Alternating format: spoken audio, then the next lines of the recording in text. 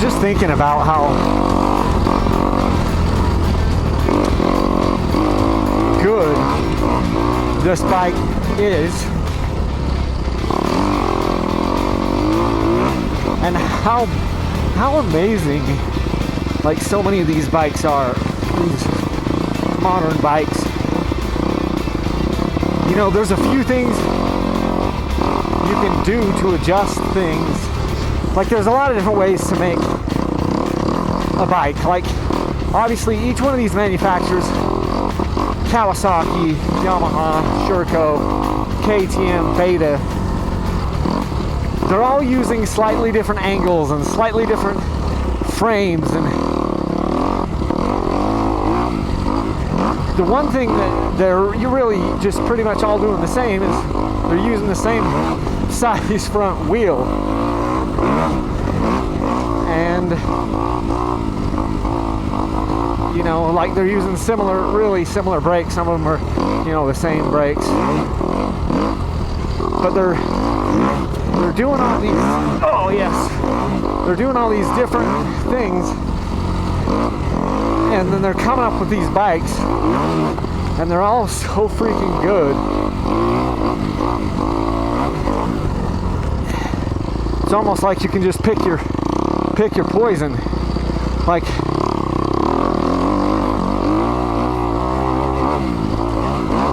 because you can turn any one of these bikes into pretty freaking great, with some exceptions. You know, a bike like this, I think, does fantastic out here in this more open desert terrain. I don't know if it would be as good if it was like a tight single track area, but it's pretty stinking amazing.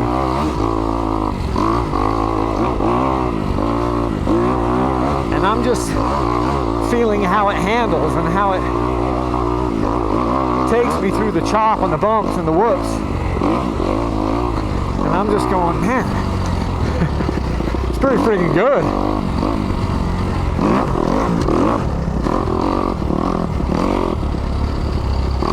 Yes, I'd rather have a 6-speed, kind of a little bit of a semi-close ratio transmission. I think that'd be a little better, but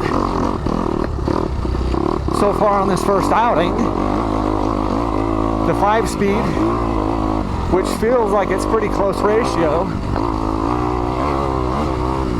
I mean, I haven't hated it, that's for sure. It's actually just been totally fine.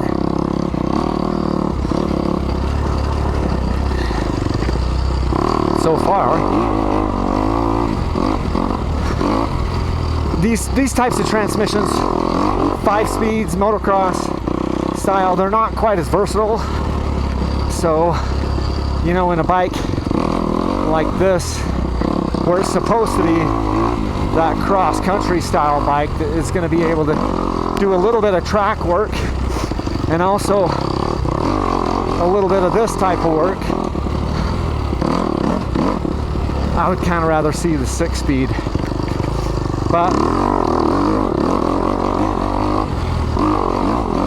this is probably the easiest and the cheapest way for them to kind of get into this market that KTM has really been dominating the last 10 years. And then, you know, Yamaha got in the game with the 250FX. These guys are, Kawasaki is about 6 years late to the party.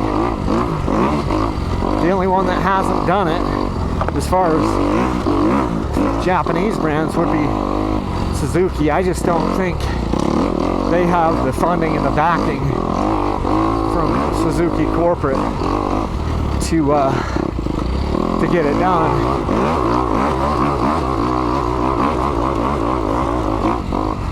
See, that's super choppy back there. It's amazing how this bike just goes. gets traction right up that. Pretty cool. Riding the 2021 KX 250X. Still my first outing on the bike, so I'm just getting used to her. I was thinking, it's kind of funny because if you have a digger on a trail, or you know, a crash, whatever, a get off, it's almost like that kind of like puts a little DNA imprint in you, and then it's like a little trigger, because then you go back to that area and it's like your body instinctively remembers, like, I don't remember all the corners and all the rocks and any of these, all the trails that I ride throughout the year. And I try not to ride the same place twice in a row, although sometimes I'm not able to do that. But the point is, I try to make it so that I try not to ride the same stuff over and over and over, back to back, because I don't want to get bored with it. But notwithstanding that, I'll get these areas where it's like, oh man, I get right there and I'm like, oh, I remember jamming the bike down in that spot, taking a digger right there. Maybe I broke a lever or something. I just remember those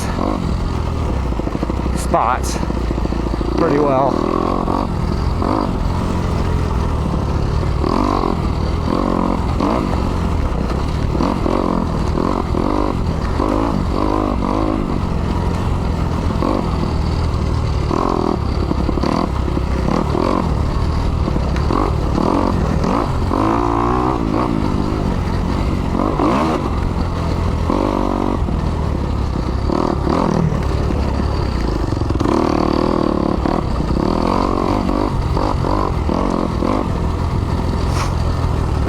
This bike is actually really good for this.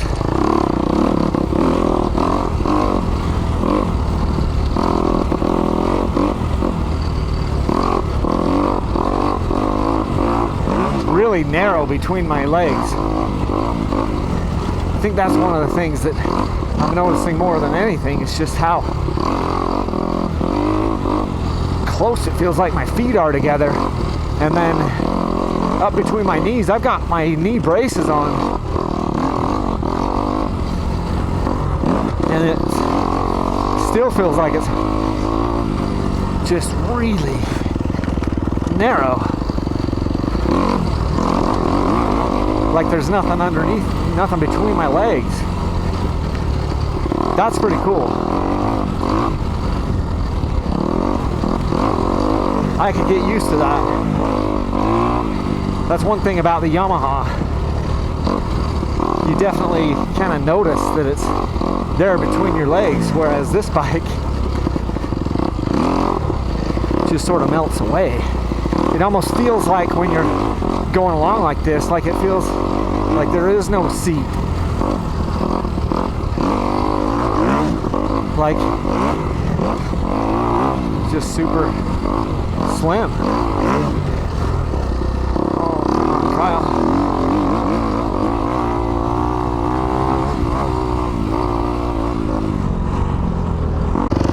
All right, take it down this technical section here.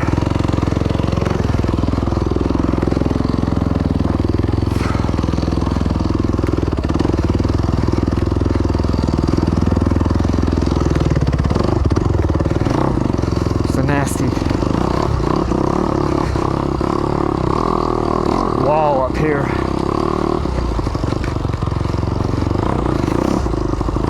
That tests your resolve and your clutch control.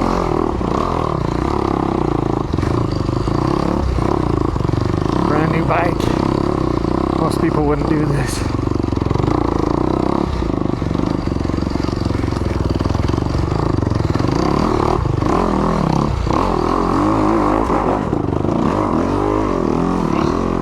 that wasn't pretty. But we're up. So much nastier than it looks.